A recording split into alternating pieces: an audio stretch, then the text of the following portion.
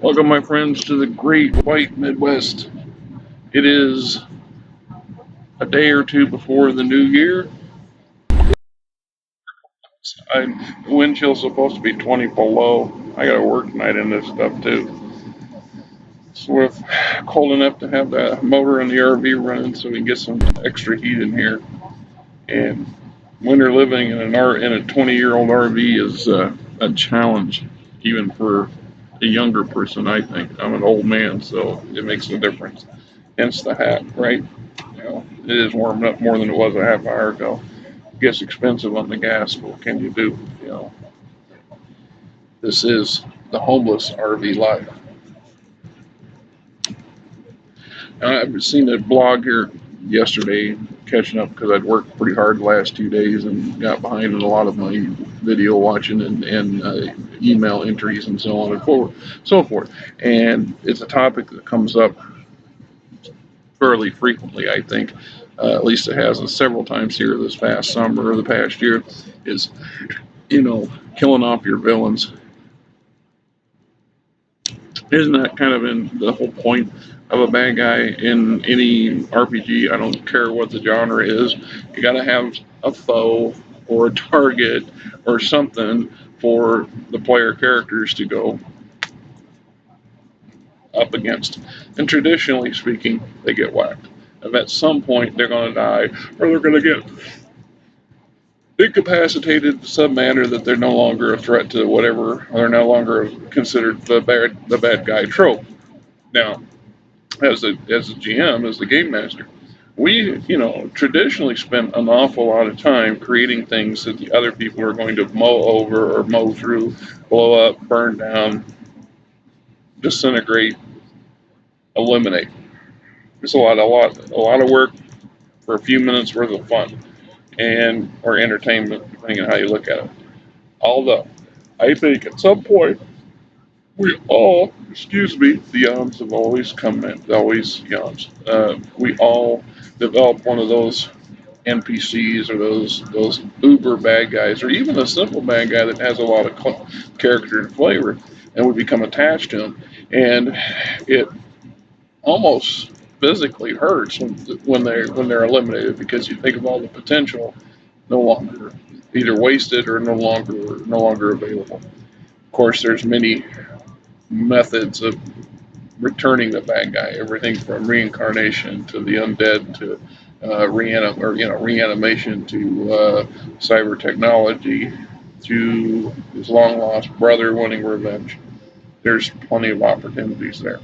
Uh, Most of them are overdone or heavily troped out, I guess, depending on how you look at it and how you want to turn the visage on the word.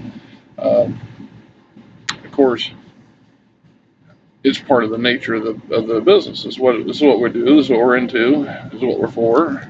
I got to make sure that everybody, here's my villain right there. Attack of the cat people. Yeah, see, it is what it is. Meanwhile, we got it's like creating the dungeon or the ruined castle or the town that your players are going to go in, chop up, burn down, buzz through, in one door, out the other. 3 days worth of work gone in 15 minutes. But isn't that why we chose to become game masters to some degree? It's the creative process of creating these building these challenges and these obstacles and these story arcs that for our players to overcome or to get through. Now, of course, there is the what the f moment occasionally pops up, and we've all will experience. If you haven't, you will. If otherwise you have, maybe more than once, maybe several times. This is where you go through all this effort and angle to create the most great obstacle for the players to go through. And Joe Q on the first roll gets a lucky shot, gets a crit, doubles down on that crit, or he just waltzes through, and this guy's like, he's dead. You know, like, holy Christ, this guy's supposed to be a challenge to these dudes. Old Joe over here gets lucky. He gets one shot, rolls in, whacks this guy, moves on out the other side of the snake. You know, insane kill out the other door. What? What? I'm looking. All right, I don't know here. What I got? This is I got nothing for the rest of the day, guys. You know, hey, what's on TV? Get the Nintendo out, right? Whatever. Okay. it's it's happened, and this is when, you know, the difference between veteran and novice GMs really matter. Really, you know, need to have a backup plan or a plan B, in some cases a plan C, or the ability to fire to hip. This is where we roll with the situation and ad lib as we go, or modify our existing scenario paperwork, our plans for the campaign at this point, to fit in with this sudden change of venue. I had this, you know, one scenario that comes to mind. I had an Uber bad guy that I thought was going to be the, you know, the protagonist for these characters for months. This was going to be that one bad guy that they just couldn't quite get one over on. And like I said, in the first half hour and the second encounter with this Yahoos, they pulled a rabbit out of their, you know, hat. Bang, the guy was down, done. All this planning and pre-work and stuff was just sitting there in a notebook, me staring at it in total disgust. And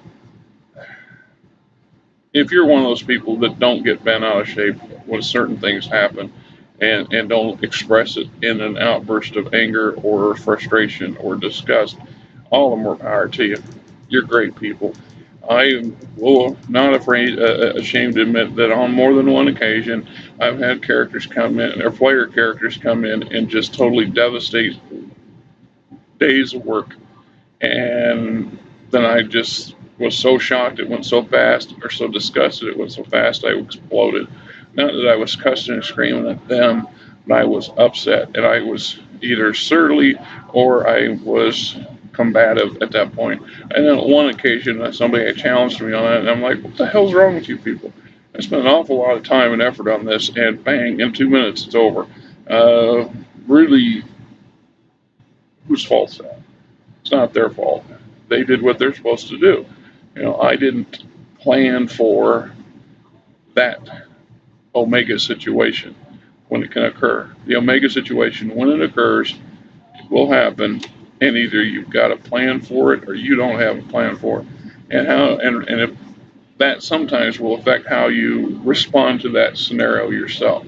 You know, we as the GM play the role of everything other than the player characters. The player characters have individual roles. They focus on that one role. We have multiple roles. We are Legion, right? So we have to take that into account. But it's not hard to occasionally get attached to a bad guy or get attached to an NPC character. Now, years ago, especially in my youth, I was always loath to see these things get eliminated, especially in a, you know, in a short order.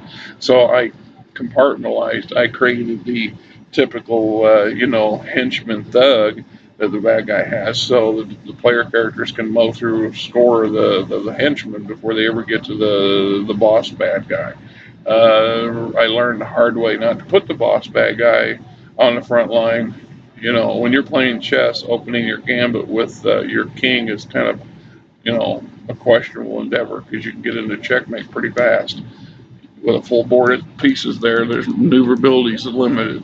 So you have to watch that when they're, you know, when you do that. Then there's the opportunity or the obvious things where you have to question, why did I put this guy out in Front Street? You know, was he supposed to be that frontline tank? Then he was meant to be wiped out. Somebody's got a bazooka, and that's what they're going to do. They're going to punch a hole right through your tank and put it down. That's what they do, right? Now, if your bad guy is the guy that works behind the scenes, he's a puppet master, then you have to create it in such a manner so that they have to track him down, root him out, find his lair, whatever, and corner him, maneuvering into a situation where at that point you can have that final confrontation with this individual. And even then, if you're clever, without being overly, you know, cheesy about it, you can give the guy an out. You know, it's recently I was reading somebody else's blog on the blog on the subject, and I said I liked how their scenario played out. One of the two bad guys got wiped out. The other one was badly beat up. He was a rogue, but he played possum, and the PCs assumed that he was dead. They didn't make the effort to check. Now I wonder if they got cheese later when they said, "Well, we knew he was dead. Was he? Did you actually go over and check the body? Did you check? Did you go over and stick that? Do the coup de grace to make sure?"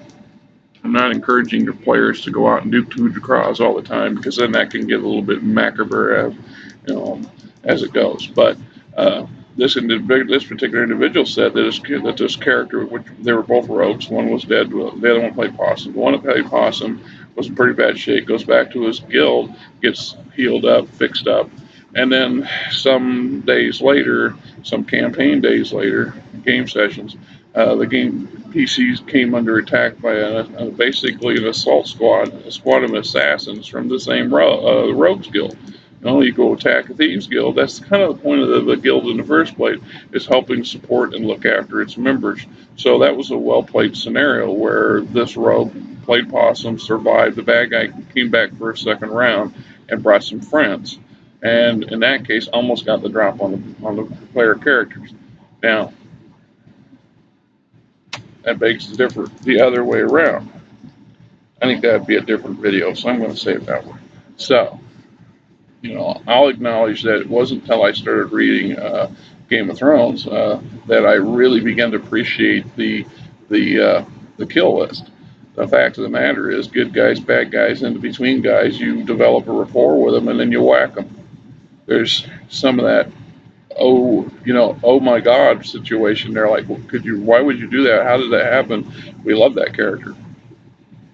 Makes it that much more gut checking when that character gets whacked.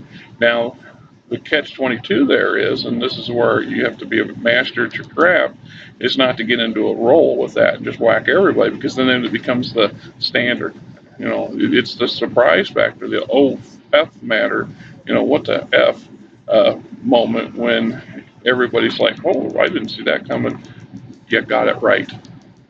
Even you got it right, and you feel you got it right. And then in that case, the character in question was well expended.